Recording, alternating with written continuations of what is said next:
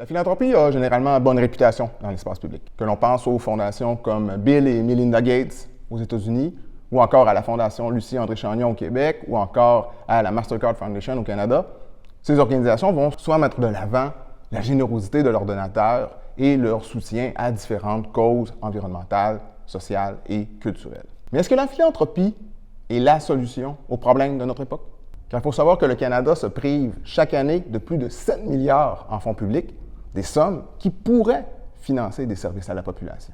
Là, vous allez me dire, c'est quoi le problème si de toute façon, ces sommes se retrouvent dans les bonnes causes? La philanthropie fait en sorte que les philanthropes acquièrent la capacité de déterminer ce qui est une bonne cause et ce qui est une priorité d'action. La philanthropie consolide l'influence des élites sur la société, sur les politiques et sur les organisations de la société civile. Au Québec, depuis le début des années 2000, on assiste d'ailleurs à une présence accrue du secteur philanthropique dans le financement de l'action communautaire.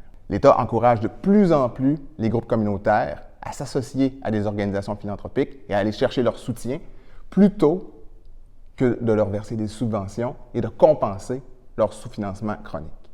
Plus récemment, le dernier plan d'action gouvernemental en action communautaire confère un pouvoir décisionnel très grand au secteur philanthropique en termes de coordination et de financement de l'action communautaire. Cette situation place les groupes communautaires dans une position de simple fournisseur de services. Et si l'on veut préserver l'autonomie de l'action communautaire au Québec, il faut mettre fin au sous-financement chronique de l'action communautaire et ne pas lui imposer un partenariat avec la philanthropie. Il faut réviser les lois sur les dons.